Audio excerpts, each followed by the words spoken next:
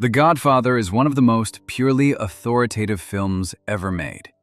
Vito Corleone dispensing justice from a darkened study, Michael inheriting a world that seemed to answer only to itself. A version of power so self-contained that the federal government barely appears in it at all. No agents, no wiretaps, no informant sitting at a witness table describing the blood oath from memory. Hollywood built a closed world audiences could inhabit for nearly 3 hours without ever wondering who was watching from the outside. But the real organizations were taken apart by exactly the thing the film leaves off-screen. The FBI slipped an agent named Joseph Pistone inside the Bonanno family for 6 years, and the capo who vouched for him was killed with his hands cut off.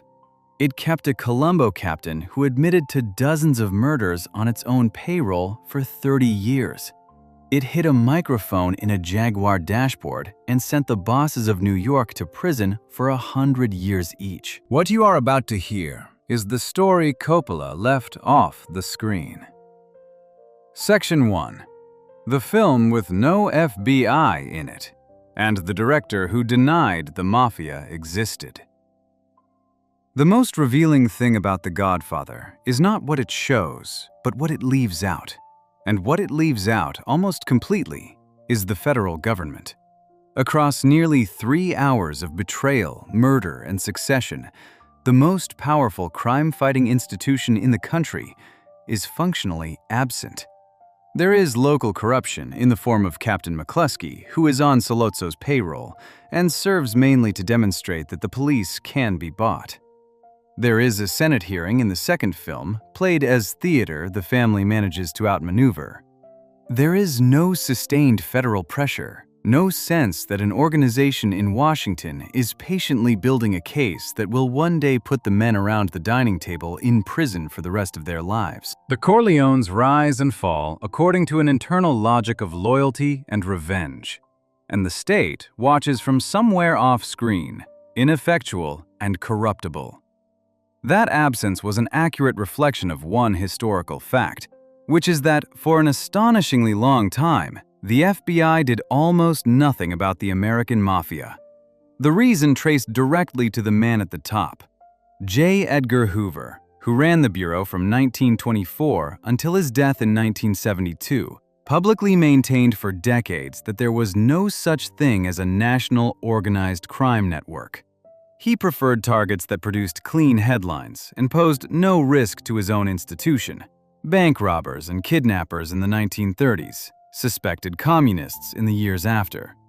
Organized crime was messy, local, and politically dangerous. The kind of investigation that could expose corrupt police and corrupt politicians, and, some have argued, the kind of money that could compromise agents. Whatever the mixture of reasons, the result was that the bureau that would eventually dismantle the 5 families spent the first half of the century pretending those families were a fiction. This is the gap the film quietly inhabits. By setting its story in a period when federal law enforcement was genuinely disengaged, and by declining to imagine the apparatus that was coming, The Godfather presents organized crime as a self-contained world, answerable mainly to itself. The audience never has to watch a wiretap transcript read aloud in a courtroom, or a made man explain the blood oath to a jury, because in the world of the film, those things do not happen. The men police themselves. Consequences arrive from inside the family, never from a federal building downtown. The documented record runs in exactly the opposite direction. The real history of the American Mafia in the second half of the 20th century is overwhelmingly a history of the FBI, of surveillance and informants, and the slow construction of a legal weapon, the Racketeer-Influenced and Corrupt Organizations Act, that could prosecute an entire organization as a single criminal enterprise. The story is not one of families rising and falling on their own terms. It is the story of an institution that started by denying its adversary existed and ended by taking that adversary apart, family by family, boss by boss, until the structure that had seemed permanent was reduced to a fraction of itself. The turning point did not come from a brilliant agent or a daring operation. It came from an accident, a single afternoon in 1957, when a state policeman with a hunch drove up a country road and found the entire leadership of American organized crime gathered in one place. The embarrassment of that day was so total and so public that even Hoover could no longer pretend. Within months, the Bureau quietly created a program to begin tracking the men it had spent 30 years ignoring, and the long campaign that the film never shows had begun. To understand how thoroughly the movie sanitized the relationship between the Mafia and the law, it helps to remember that the real organizations spent enormous energy worrying about exactly the thing the Corleones never seemed to fear.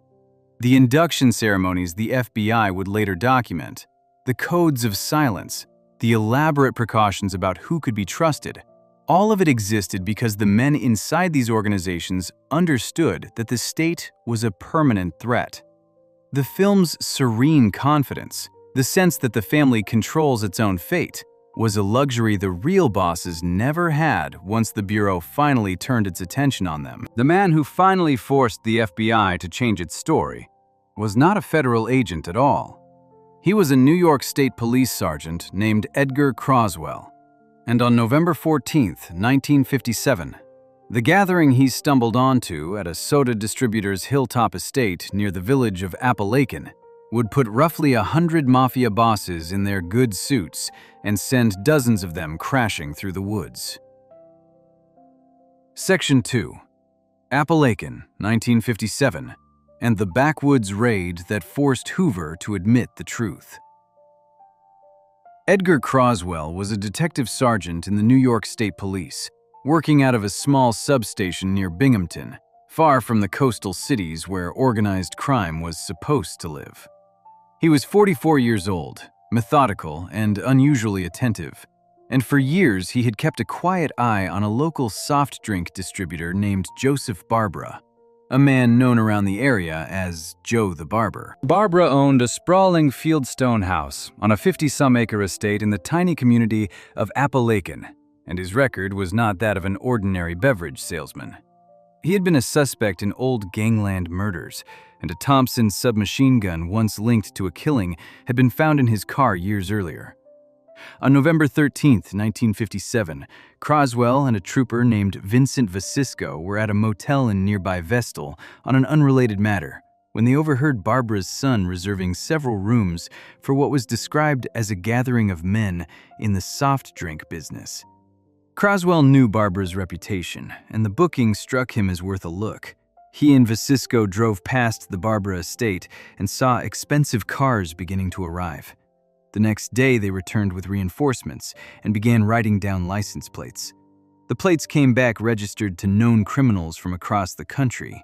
What was happening on the hilltop was a national summit of the American Mafia. The bosses had gathered to settle the affairs of the organization in the wake of the recent murder of Albert Anastasia and the forced retirement of Frank Costello, to confirm Vito Genovese's new dominance, and to discuss policy on matters like the narcotics trade. Roughly 100 of the most senior figures in organized crime were present, men whose names would fill the next 30 years of Mafia history, including Genovese, Carlo Gambino, Joseph Profaci, Joseph Bonanno, and the Buffalo boss Stefano Magaddino, whose suggestion had brought the meeting to Barbara's estate. Then, the police closed in.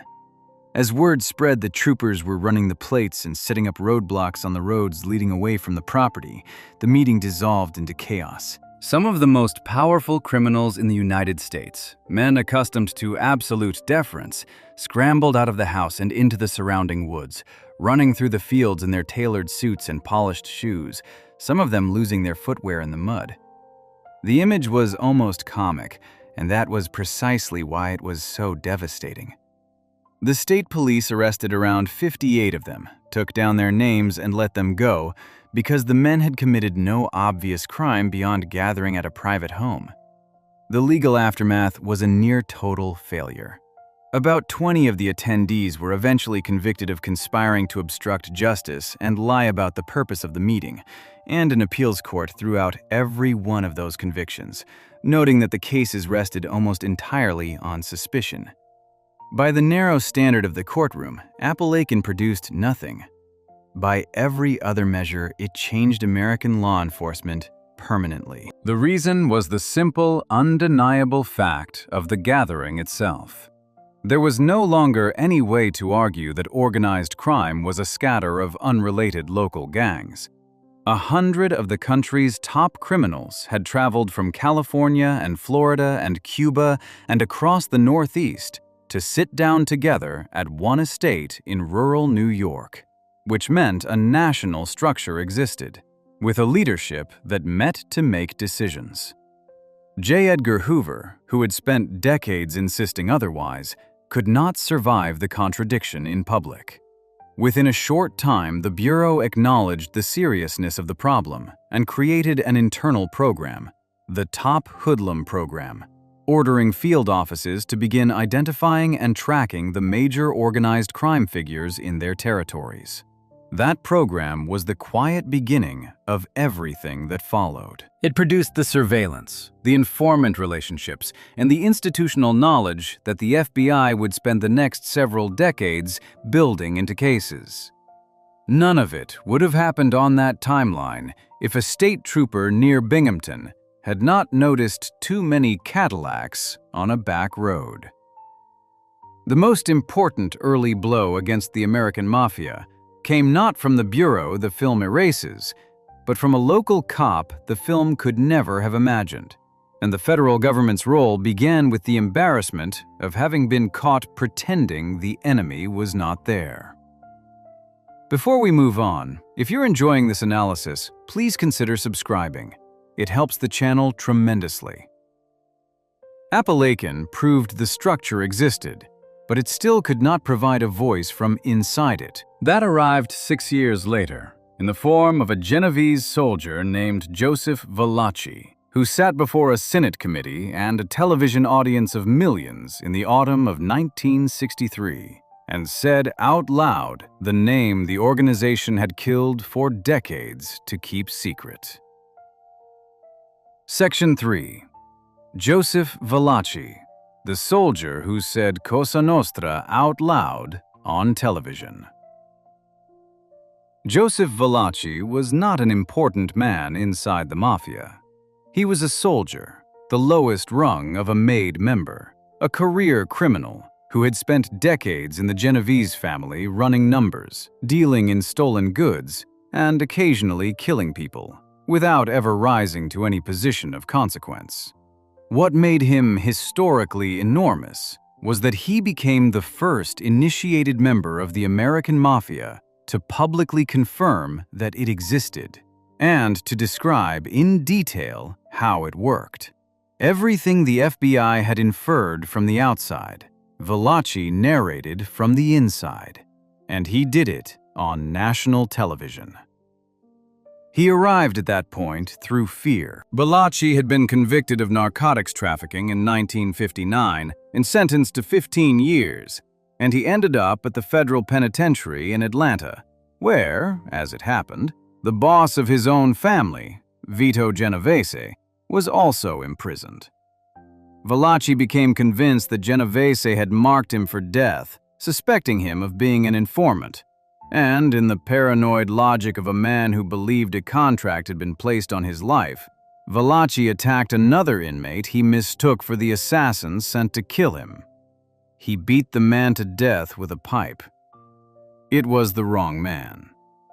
Now facing a murder charge on top of his existing sentence, and certain the organization wanted him dead, Valachi made the calculation that he might survive longer by cooperating with the government than by keeping the code of silence that was supposed to protect him. In the autumn of 1963, he testified before the Senate Permanent Subcommittee on Investigations, chaired by Senator John McClellan, in hearings that were televised nationwide. Across several days of testimony, beginning in late September and running into October, Valachi laid out the architecture of an organization the public had only ever heard about in rumor and pulp fiction. He described the hierarchy of bosses, underbosses, capos, and soldiers. He described the initiation ceremony. He described the rule of silence and the consequences for breaking it. And he gave the organization a name, the term the members used among themselves, Cosa Nostra, which he translated as roughly, our thing. He explained that the name the public used, the Mafia, was not what the men inside called it.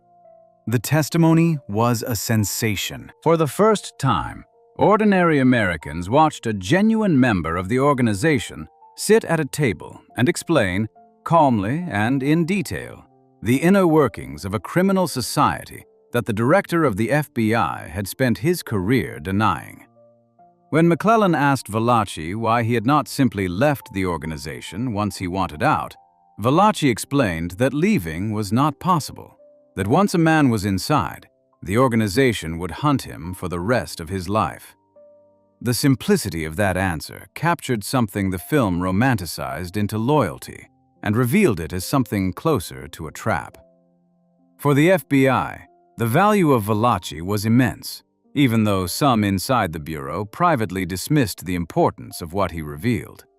He confirmed the existence and structure of the organization in a way no surveillance photograph or wiretap could, and he did it publicly, which meant the political ground had shifted permanently. After Valachi, no one in a position of authority could credibly argue that there was nothing to investigate.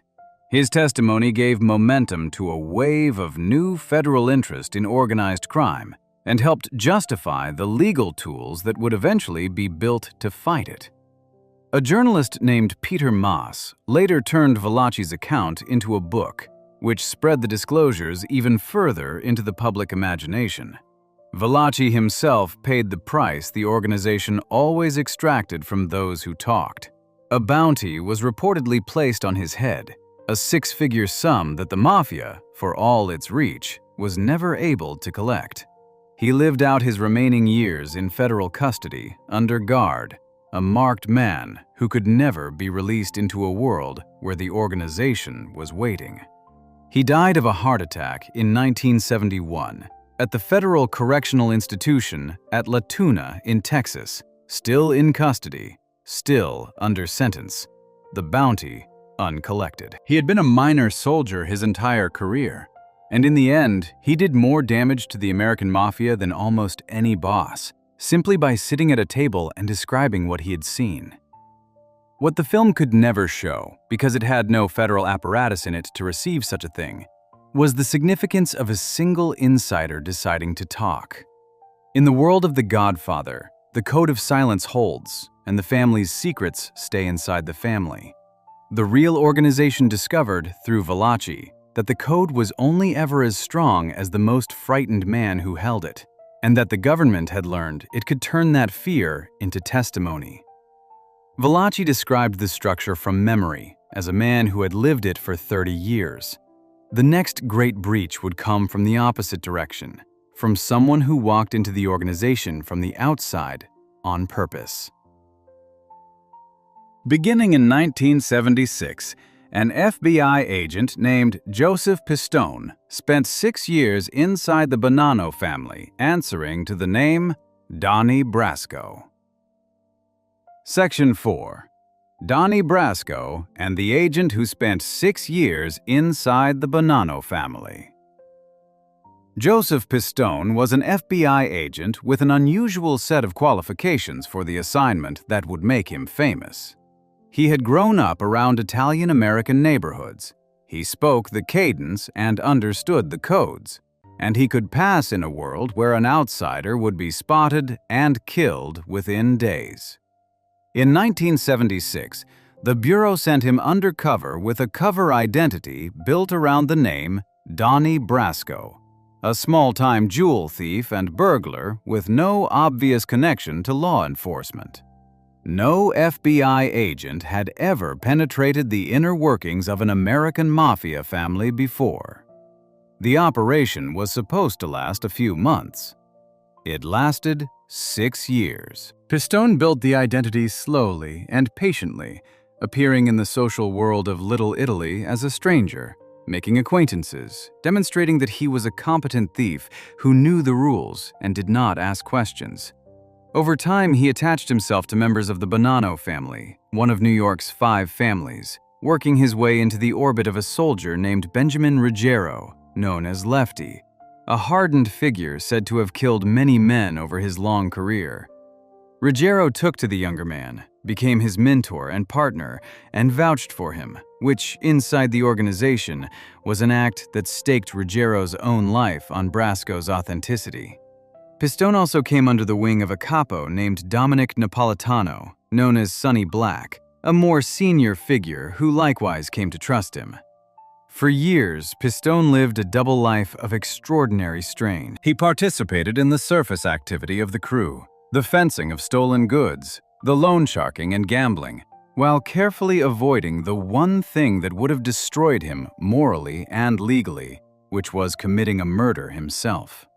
He was repeatedly steered toward violence and managed each time to slip away from it. He spent long stretches away from his wife and 3 daughters, who did not know the details of what he was doing, and he had to maintain the performance every waking hour, knowing that a single slip would end with his body in a car trunk.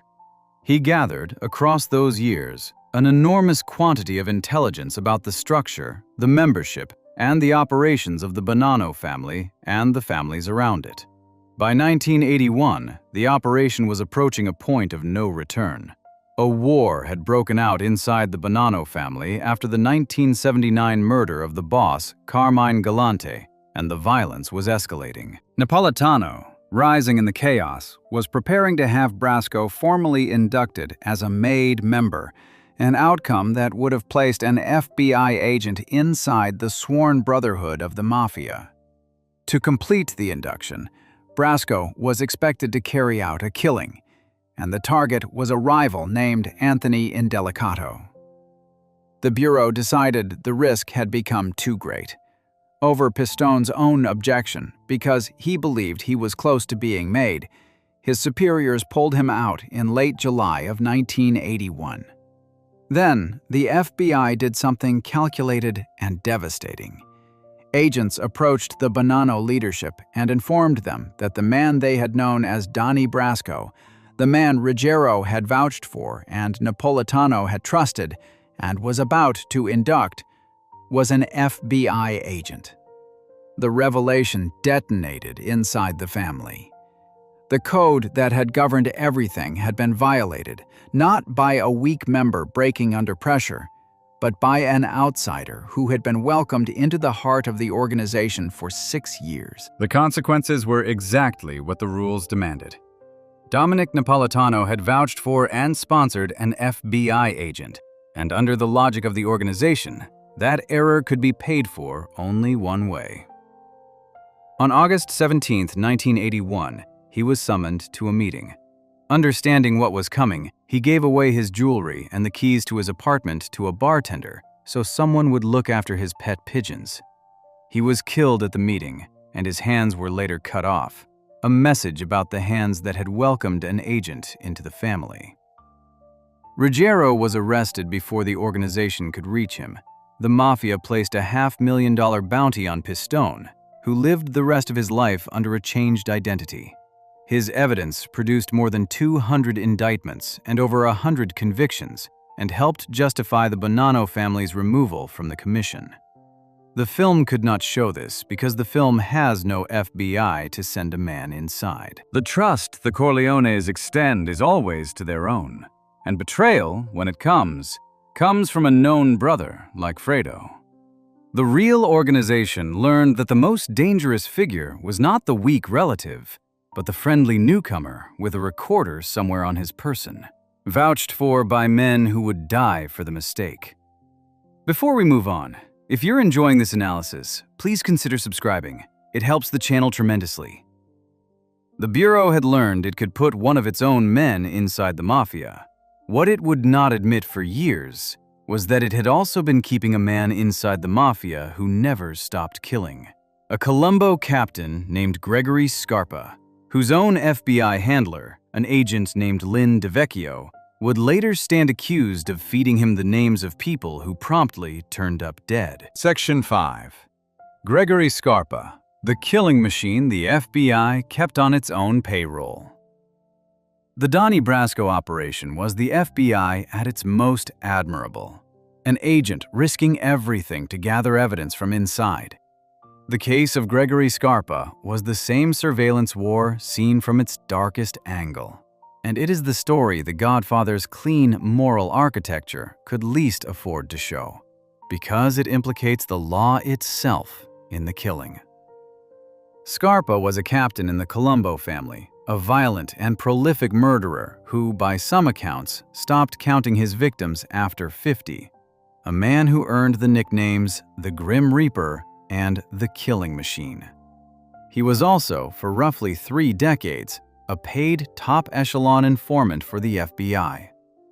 The relationship began around 1960, when the Bureau recruited Scarpa as a confidential source. His information was valuable enough that his debriefings reportedly reached the highest levels of the FBI, and his insider knowledge of Cosa Nostra structure predated and, in some respects, anticipated what Valachi would later say in public. The arrangement was dropped in the mid-1960s and then revived in 1980 when an FBI agent named Roy Lindley DeVecchio, known as Lynn, who headed the bureau squad responsible for the Colombo family, brought Scarpa back into the fold as his source. The two men developed a relationship that went far beyond the ordinary distance between a handler and an informant. They met alone in apartments and hotel rooms arranged by the Bureau. Scarpa, in coded conversation, is said to have referred to DeVecchio as his girlfriend. On one occasion, Scarpa is reported to have given DeVecchio a hard-to-find toy for the agent's daughter at Christmas. The deeper problem was that the rules forbidding an informant from committing crimes while on the Bureau's books meant nothing in practice. Scarpa never stopped being a murderer. He killed throughout the years he informed, and the most serious allegations concern what happened during the Third Colombo War in the early 1990s, a violent internal conflict between a faction loyal to the imprisoned boss Carmine Persico and a faction loyal to an acting boss named Victor Orena. Scarpa was a Persico loyalist. In November of 1991, he narrowly survived an ambush, and over the following months, he hunted Orena's men through Brooklyn, leaving bodies behind, including a man shot while hanging Christmas lights on his own home. The accusation that turned the case into one of the worst law enforcement scandals in the country's history was that DeVecchio had been feeding Scarpa confidential information, including the identities of people cooperating with the government and tips that helped Scarpa locate his enemies during the war.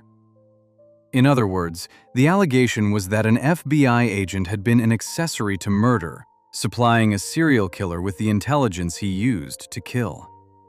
Suspicions surfaced after Scarpa's death when a former Colombo figure who had turned informant told prosecutors about the unusual closeness between the capo and his handler. Scarpa's own end was grimly fitting. He had contracted the virus that causes AIDS through a blood transfusion, reportedly tied to a transfusion involving an associate, and he died of the illness in 1994, while in custody after pleading guilty to racketeering charges that included murder. His death did not close the matter. In 2006, the Brooklyn District Attorney indicted the retired DeVecchio on 4 counts of murder, alleging that the information he had passed to Scarpa had led directly to 4 killings. The case was extraordinary. A former FBI agent with a once sterling reputation charged with helping a mobster commit homicide. It then collapsed in spectacular fashion. The prosecution's central witness was Scarpa's longtime companion, a woman named Linda Shiro, who had lived with him for decades and claimed to have witnessed the agent's involvement.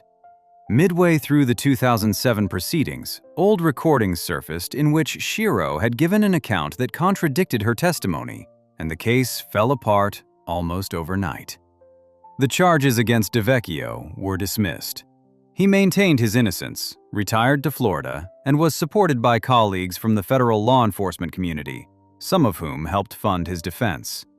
Yet the suspicion never fully lifted. A federal judge later stated plainly, in the course of a separate proceeding, his own continuing belief that DeVecchio had provided information to Scarpa that got people killed, and noted with evident frustration that nothing had happened to the agent as a result. This is the case the film's moral universe has no room for, because it dissolves the clean line between the criminals and the law. In The Godfather, the police are either honest and irrelevant, or corrupt in a simple, purchasable way. The Scarpa affair describes something more disturbing. A partnership in which the Bureau's hunger for inside information was so great that it kept a mass murderer on its payroll for 30 years and, by the most serious allegations, may have helped him do his killing.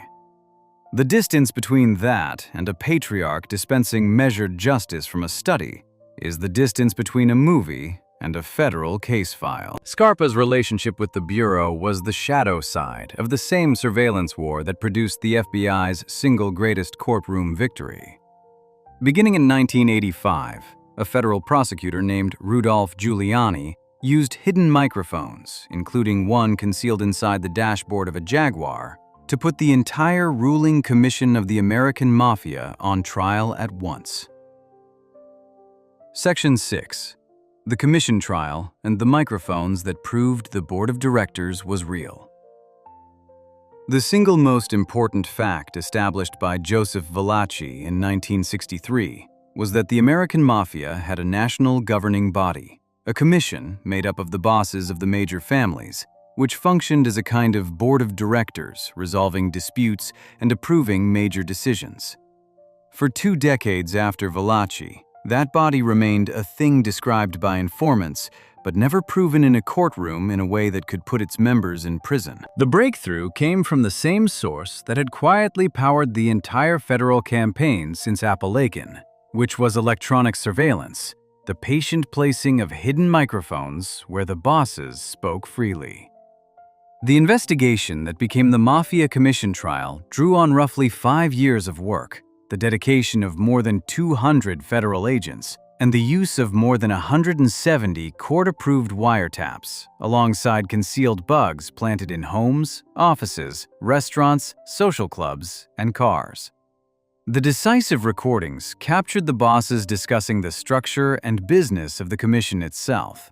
One of the most famous devices was hidden in the dashboard of a Jaguar used by a Lucchese family associate, which carried the Lucchese boss, Anthony Corallo, known as Tony Ducks, as he talked candidly about the workings of the organization. Another bug sat inside the Palma Boys' social club, where the Genovese figure Anthony Salerno, known as Fat Tony, held court.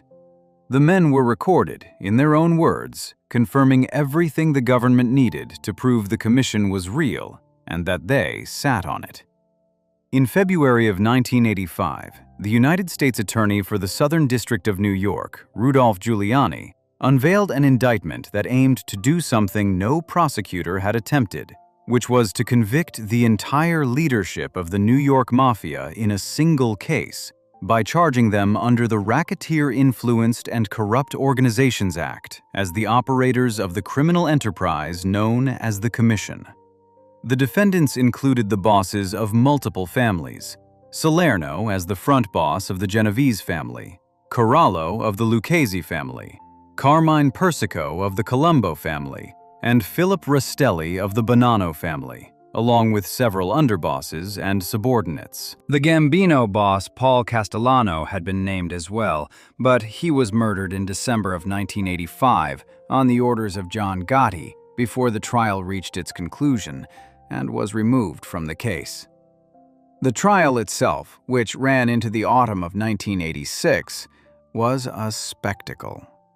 Persico, the Colombo boss, chose to represent himself, cross-examining witnesses in his thick Brooklyn accent. Salerno, elderly and gruff, became known for grumbling about the quality of the lunches.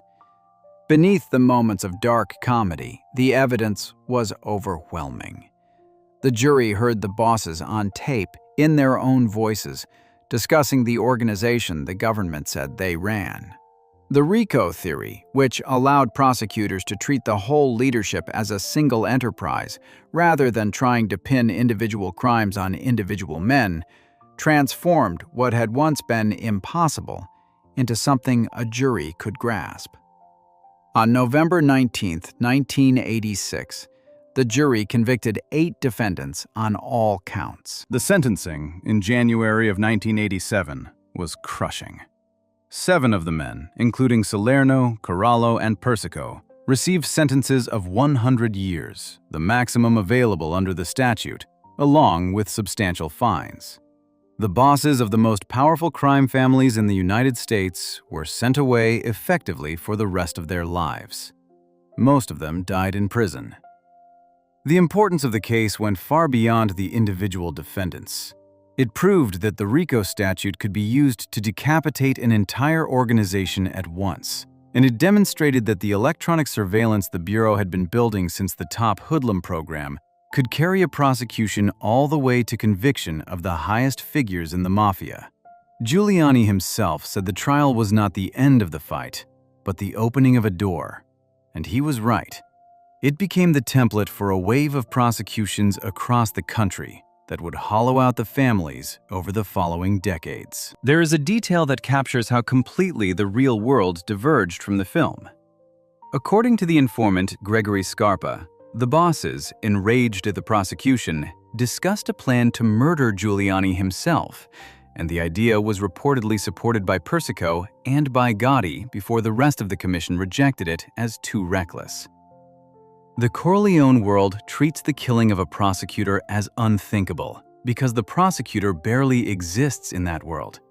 The real commission seriously weighed assassinating the United States attorney and decided against it not on principle, but on the calculation that it would bring down a level of retaliation the organization could not survive. The hidden microphone in the Jaguar, not the quiet authority of a study, was what actually broke the board of directors. Before we move on, if you're enjoying this analysis, please consider subscribing. It helps the channel tremendously. The commission case proved the board of directors was real. A parallel investigation running at the very same time proved how the families actually moved their most profitable product, smuggling more than $1.5 billion of heroin into the country through a network of ordinary pizzerias. In the case the prosecutors called the Pizza Connection. Section 7. The Pizza Connection and the Heroin Pipeline Hidden Inside America's Pizzerias. While Rudolph Giuliani's office was assembling the commission case, a second monumental investigation was unfolding in the same courthouse, and it exposed a side of organized crime the film never touched, which is the narcotics trade. The Godfather is famously built around the family's reluctance to enter the drug business, with Vito Corleone refusing to back Sollozzo's heroin operation on the grounds that drugs are a dirty business that will cost the family its political protection. The film treats narcotics as a moral and strategic dividing line. The documented reality was that heroin was the engine of enormous mafia wealth, and the Pizza Connection case revealed exactly how it flowed. The operation worked across continents. Morphine base was purchased from suppliers in Turkey and Southwest Asia, refined into heroin in laboratories in Sicily, smuggled into the United States, and then distributed through a network of independently owned pizzerias scattered across the Northeast and Midwest, from New York into Illinois and Wisconsin. The pizza parlors were perfect fronts. They were cash businesses, unremarkable, family-run, the kind of place no one would think to watch, and they allowed the organization to move product and launder money in plain sight. Between the mid-1970s and 1984, the pipeline carried an estimated $1.5 to $1.75 billion worth of heroin into the country. Unraveling it required a level of international cooperation that simply did not exist in the world of the film. The FBI worked alongside the Drug Enforcement Administration and with Italian and Spanish law enforcement, building a case across 4 continents, from surveillance, fingerprints recovered from drug seizures, and the testimony of cooperating witnesses. Tens of thousands of intercepted communications were gathered. The investigation reached its first dramatic public moment in 1984, when Spanish police, acting on the long transatlantic inquiry, arrested the operation's central figure, Gaetano Badalamenti, in Madrid, setting off a wave of FBI raids across the United States. Badalamenti was a former boss of the Sicilian Mafia's own commission, a man from the town of Cinisi who had been deeply involved in heroin trafficking for decades.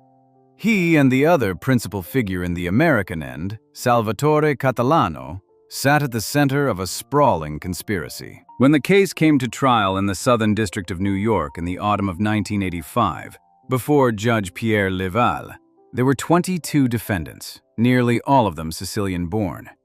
Among the prosecutors was a young federal attorney named Louis Free, who would himself one day become the director of the FBI. The trial was a marathon. It ran for roughly 16 to 17 months into March of 1987, making it the longest federal criminal jury trial in the history of the country up to that point. The sheer volume of evidence was staggering, with hundreds of witnesses and a mountain of surveillance material. The proceedings themselves reflected the violence of the world they described. During the trial, one defendant was murdered, apparently a casualty of friction inside the conspiracy, and another was shot and nearly killed. The danger was not theatrical. It was the same machinery of internal enforcement operating in real time while the case was being tried. One of the witnesses who appeared in the broader constellation of Sicilian mafia prosecutions of this era was Tommaso Buscetta, the Sicilian insider whose decision to break the code of silence had opened the organization's secrets to investigators on both sides of the Atlantic. His cooperation, won at the cost of more than a dozen of his own relatives killed in Sicily, helped illuminate the structure of the Sicilian organization that fed the American pipeline, and it linked the pizza connection to the larger war being waged against Cosa Nostra in Italy at the same moment. When the verdict came in March of 1987, 18 of the defendants were convicted, with sentences handed down that summer. Badalamenti and Catalano each received 45 years. The pipeline was shattered, and a billion-dollar heroin enterprise was dismantled. The case also produced a lasting institutional change, helping to drive the expansion of the FBI's network of overseas legal attaché offices, the foundation of the kind of international cooperation that would later prove essential against threats far beyond the Mafia. The film's clean refusal to deal in heroin was always a fiction in service of keeping the Corleones sympathetic. The real families were soaked in the drug trade, and the most profitable operation of all ran through the most innocuous storefronts imaginable. What the movie presented as a line the family would not cross, the FBI documented as the central business of the organization, hidden inside the ovens and cash registers of neighborhood pizzerias. The New York and Sicilian families absorbed the heaviest blows, but the machine did not stop at the Hudson River. In Chicago, it would take a form no screenwriter would have dared to invent: a son named Frank Calabrese Jr., who, beginning with a letter mailed from a prison cell in 1998, agreed to wear a recording device against his own father. Section 8. Operation Family Secrets and the Son Who Wore a Wire Against His Father. The Chicago outfit was always different from the New York families, more centralized and more secretive, and it had survived for most of the 20th century with a fearsome reputation and a long list of unsolved murders. The case that finally cracked it open, which the FBI considers one of the most successful organized crime investigations it ever conducted, came from inside a single family, and it turned on a betrayal so intimate that it gave the investigation its name. The outfit's defenses were not breached by an undercover agent or a hidden microphone. They were breached by a son who decided to destroy his own father. The story began on July 27, 1998, when Frank Calabrese Jr., the son of an outfit loan shark and killer named Frank Calabrese Sr., wrote a letter to the FBI from federal prison, where both men were serving time on the same case. The son offered to help the government put his father away. He had grown up inside the life, had been pulled into his father's crew, and had come to despise the violence and the control. He did not love his father's ways, he would later say, but he did love his father, which made what he chose to do among the hardest things a person in his position could do. He agreed to wear a recording device during conversations with his father in the prison yard, drawing the older man into detailed talk about the family business by, in his own telling, getting his father angry enough to keep talking. On those recordings, Frank Calabrese Sr. described his crimes in detail, including murders, in the casual register of a man discussing ordinary work. The tapes were the seed of a much larger investigation. The case grew further when the FBI confronted another member of the family, Nicholas Calabrese, the brother of Frank Sr. and a hitman in his own right. Investigators had matched DNA evidence recovered from a glove left at the scene of a 1986 mob killing, the murder of an outfit enforcer named John Feccarata, to Nicholas. Faced with that evidence, Nicholas agreed to cooperate and became the first made member of the Chicago outfit ever to break and testify against the organization. His knowledge of the outfit's hidden murders was encyclopedic. In April of 2005, federal prosecutors unsealed a 43-page racketeering indictment that charged 14 Chicago mobsters and associates and connected them to 18 murders stretching back into the 1960s, killings that had gone unsolved for decades. The defendants included some of the most senior figures in the organization: the acting boss, James Marcello, known as Little Jimmy, the consigliere, Joseph Lombardo, known as Joey the Clown, Frank Calabrese Sr., and the family's representative in the West, Paul Shiro, known as the Indian.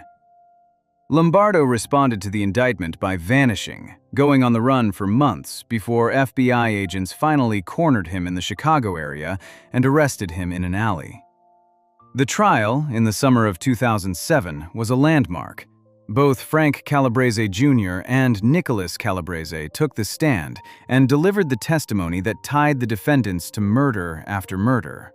The jury heard the details of 18 killings, including the notorious beating deaths of the brothers Anthony and Michael Spilatro, the outfit's men in Las Vegas, whose murder and burial in an Illinois cornfield had become legend and would later be dramatized in film. Through all of it, Frank Calabrese Sr. sat in the courtroom, often grinning and chuckling as witnesses described his violence, apparently unfazed by the catalog of his own crimes being read into the record. In September of 2007, the jury convicted all 5 defendants who had gone to trial. 4 of them, including Calabrese Sr., Marcello, Lombardo, and Shiro, were sentenced to life in prison. A retired Chicago police officer, who had served as a conduit for the outfit, received 12 years. Frank Calabrese Sr. died in federal custody in 2012. Lombardo died behind bars years later. Nicholas Calabrese, the hitman whose testimony had been instrumental, received a relatively short sentence in exchange for his cooperation and lived his final years as a free man, a fact that infuriated the families of the men he had helped kill. The case demolished the operational core of an organization that had survived nearly a century, and it did so through the mechanism the Godfather treats as the most sacred bond of all: the loyalty within a family, turned completely inside out. In the film, the family is the thing the organization exists to protect, and the deepest tragedy is a brother betraying a brother. In Chicago, a son wired himself against his father, and a brother testified against a brother in open court, and the FBI built one of its greatest victories on exactly the betrayals the movie could only present as unthinkable catastrophe.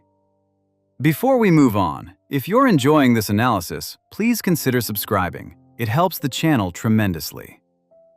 A son had wired up his father, and a brother had testified against a brother.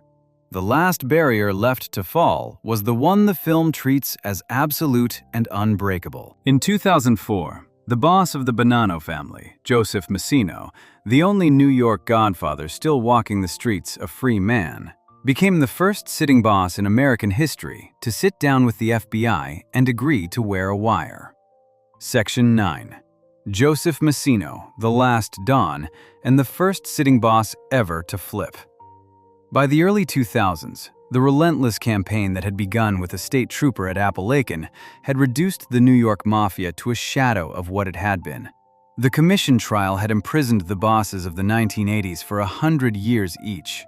The Gotti case had taken down the most famous Don of the 1990s.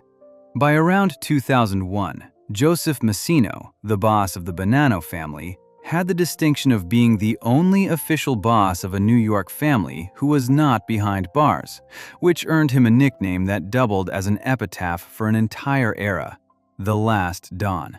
He had rebuilt the Bonanno family carefully and quietly after the devastation of the Donnie Brasco years, and he ran it with a discipline that had kept him free while his peers fell around him.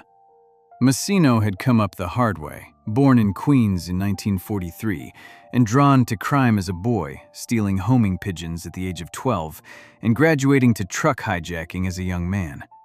He became a protege of an older Bonanno figure named Philip Rastelli, and after the assassination of the boss Carmine Galante in 1979 cleared the path, Rastelli rose to the top of the family, and Massino rose with him, moving from hijacker to killer. He developed a reputation for caution that bordered on the obsessive. He avoided the telephone, he was wary of social clubs, and he was famously reluctant to allow his own name to be spoken aloud, insisting that associates identify him by touching an ear rather than saying the word Massino. That tradecraft kept him out of reach for decades, while looser men were recorded and convicted. When Rastelli died in 1991, Massino, then serving time on a labor racketeering conviction, inherited the family, and upon his release, he set about rebuilding it into what observers reckoned was the most powerful mafia organization in the country at the turn of the millennium. His freedom did not last. On January 9, 2003, Massino was arrested on a sweeping racketeering indictment that reached back across decades of Bonanno history, including the murders that had followed the exposure of the FBI agent Joseph Pistone. Among the killings attributed to Massino's orbit was the 1981 murder of Dominic Napolitano, the capo who had vouched for Donnie Brasco and paid for the mistake with his hands and his life. Also charged was the 1981 slaughter of 3 rival Bonanno captains, Alphonse Indelicato, Philip Giacone, and Dominic Trinchera, men lured to a meeting and killed in a single coordinated burst of violence designed to settle a power struggle inside the family in one afternoon. The case against Massino was built in part on the testimony of the men who had once been closest to him. His brother-in-law and longtime underboss, Salvatore Vitale, a man Massino had taught to swim as a boy, had stood as best man at whose wedding, and had made godfather to one of his children, had himself been arrested, and had agreed to cooperate. Vitale became a central witness against the boss who had brought him into the life. Other Bonanno members followed, fearful of being implicated in the old murders now being pulled out of the ground. When Massino went to trial in the spring of 2004, a procession of former associates testified against the Last Don. On July 30, 2004, the jury found Massino guilty on all counts, including 7 murders, along with arson, extortion, and money laundering. He faced life in prison. Worse for him, prosecutors were preparing to try him separately for an 8th killing, the 1999 murder of a Bonanno captain named Gerlando Sciascia, known as George from Canada. And because that murder fell after the reintroduction of the federal death penalty, the government announced it would seek to have Massino executed. The disciplined boss, who had outlasted all the others, now confronted the prospect of becoming the first mafia chief put to death by the federal government in generations. Facing that, he did the one thing the entire mythology of the Mafia and the entire moral world of the Godfather treats as impossible. He requested a meeting with the judge and decided to cooperate with the government. Joseph Massino became the first sitting official boss of a New York Mafia family in history to flip and work with the FBI. The man at the very top of the structure, the keeper of the organization's deepest secrets and the enforcer of its code, sat down with the agents who had spent their careers hunting him and began to tell them everything he knew. The cooperation went further than testimony and into territory no one had imagined. While he was being held in custody alongside the man who had taken over as the family's acting boss, Vincent Basciano, known as Vinnie Gorgeous for the beauty salon he had once owned, Massino agreed to wear a recording device and draw Basciano into incriminating conversation. The boss, who had spent his career refusing to let his own name be spoken, now carried a hidden wire against his own successor in a federal detention center. On the resulting tapes, Basciano discussed a murder he had ordered, the killing of an associate named Randolph Pizzolo, and revealed that he had wanted to murder one of the federal prosecutors pursuing the family, Greg Andrus, proposing to have him shot outside a Manhattan restaurant as payback for the destruction the government had inflicted on the Bonanos. The threat was serious enough that Andrus was placed under armed guard. The recordings, captured by a sitting boss wearing a wire against the man he had handpicked to follow him, became central evidence, and in 2011, Massino took the stand and testified against Basciano directly, the first time in American history that a mafia boss had testified in court against a member of his own organization. Massino's cooperation produced concrete results far beyond any single courtroom. Based on the information he provided, the FBI went to a vacant lot in Queens that the Bonanno members called The Hole and unearthed the buried remains of the 3 captains murdered back in 1981, closing a case that had been cold for more than 2 decades. He pleaded guilty to the 8th murder and stood before the judge and admitted, in plain language, that as the boss of the family, he had given the order to kill George from Canada. He was sentenced to 2 consecutive life terms and forfeited a fortune, reported at around $12 million as part of his agreement. The broader Bonanno investigation he fueled produced dozens of convictions in a span of just a few years, and the judge who sentenced him observed from the bench that the brutality laid bare in the proceedings stood in stark contrast to the romanticized version of mafia life the public had absorbed from decades of popular entertainment. The arc closed in a way the film could never have written. In July of 2013, as a reward for the extraordinary value of his cooperation, Massino's life sentences were set aside and reduced to time served, and the last Don walked out of prison after roughly a decade in custody to live the rest of his days under supervision. He had given up the organization entirely, every secret and every body, and in doing so, he had erased the final article of faith the Mafia had left, the belief that a boss, whatever else happened, would never break. He died a free man in 2023 at the age of 80. The film cannot imagine this man, because in the film, the boss is the still point, the figure of ultimate loyalty around whom the whole tragedy turns. Michael Corleone would die before he cooperated with the government, and the drama simply assumes that is what a boss is. The real history ended on the opposite note. The last Don, cornered between a life sentence and a needle, wore a wire against his own successor, sat in a witness chair describing the murders he had ordered, walked his own family's dead out of a buried lot in Queens, and ultimately bought back his freedom with the organization's secrets. The institution the film could not even bring itself to put on screen was the one standing on the other side of the glass, waiting for him. Massino's cooperation closed a circle that had opened half a century earlier with a director who swore the Mafia was a myth.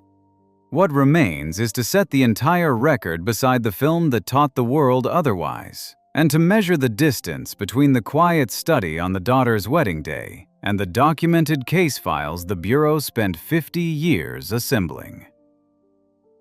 Section 10. What the Corleone study could never show you. When The Godfather opened in 1972, J. Edgar Hoover had been dead only weeks, and the campaign his bureau had reluctantly begun 15 years earlier at Appalachian was still gathering its strength. Audiences filed into theaters in New York and Chicago and Philadelphia, cities with their own living, operating crime families, a short subway ride from the box office, and watched a story in which the federal government was essentially a rumor. They watched Vito Corleone administer justice from a darkened study, and Michael inherit a world that policed itself, and they came away with an image of organized crime as a closed and self-governing society, tragic and dignified, answerable mainly to its own ancient code. It was a magnificent piece of filmmaking, and as a portrait of how the American Mafia actually met its end, it was almost perfectly inverted. The real story is not a story of families rising and falling according to their own internal logic, with the law hovering somewhere off-screen as an irrelevance or a bribe. It is the story of an institution that spent the first half of the century denying its adversary even existed, and the second half taking that adversary methodically apart. The film leaves the FBI out of the frame entirely. The documented record is the FBI, on nearly every page, in nearly every decade, behind nearly every fall. It begins with a confession of failure, a director so committed to the fiction that there was no national syndicate that it took a state trooper noticing too many Cadillacs on a back road to force the Bureau to admit the obvious. It runs through Joseph Valachi, a minor soldier who did more damage to the organization by talking on television than most bosses did across their entire careers, who sat at a table in 1963 and said the name the men had killed for decades to protect. It runs through Joseph Pistone, who walked into the Bonanno family as Donnie Brasco and stayed for 6 years, and whose exposure cost Dominic Napolitano his hands and his life. It runs through the darkest chapter of all, Gregory Scarpa, the killing machine the Bureau kept on its payroll for 30 years, and the agent a federal judge believed had fed him the names of the people who turned up dead. It runs through the hidden microphone in a Jaguar dashboard that proved the commission was real and sent the bosses of New York away for 100 years each. It runs through the network of neighborhood pizzerias that carried more than $1 billion of heroin into the country, while the film insisted the family would never touch the stuff.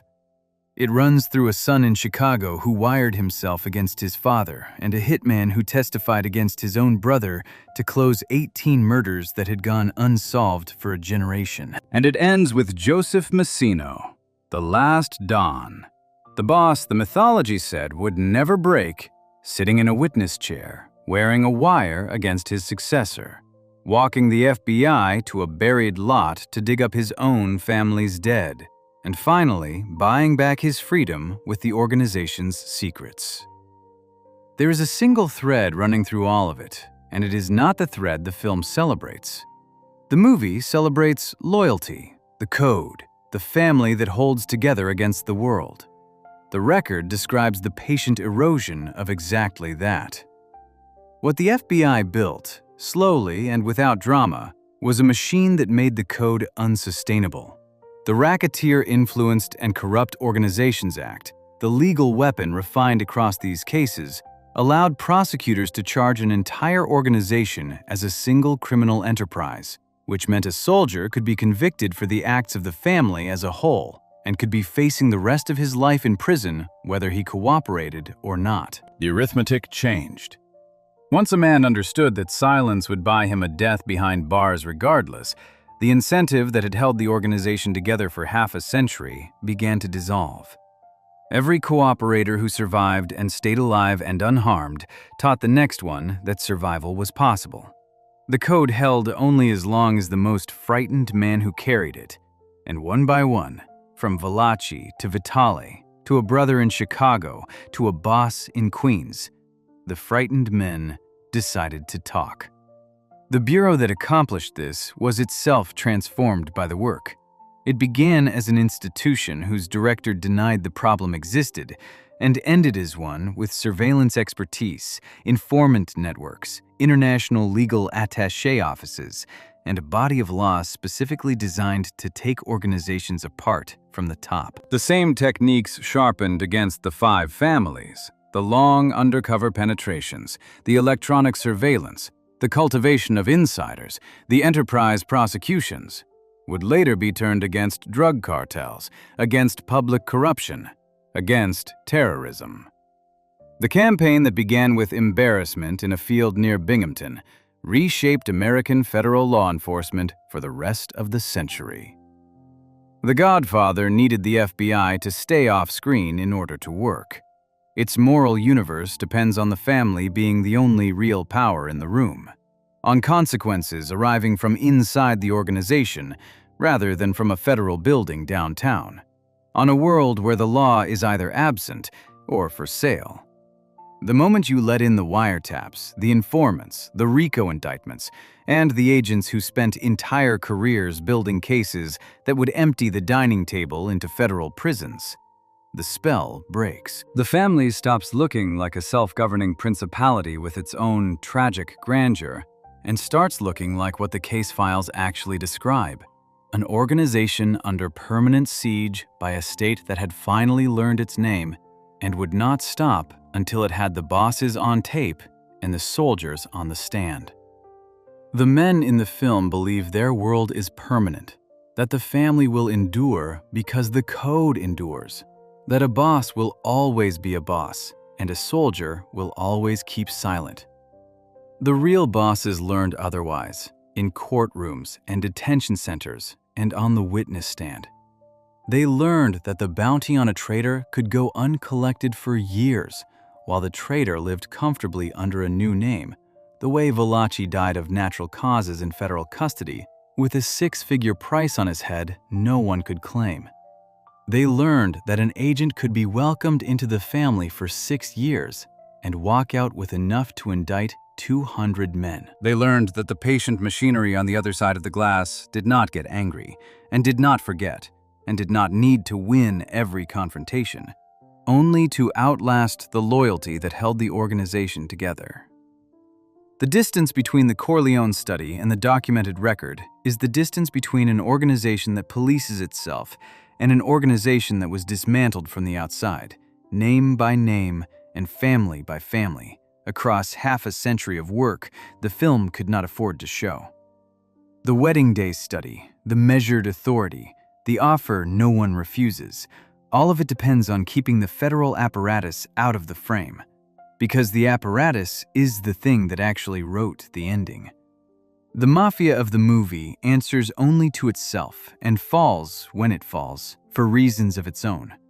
The Mafia of the record answered in the end to the FBI, and that is the story the most influential crime film ever made was built, very deliberately, to leave on the cutting room floor. If you enjoyed this breakdown, make sure to subscribe. Thanks for watching, and I'll see you in the next one.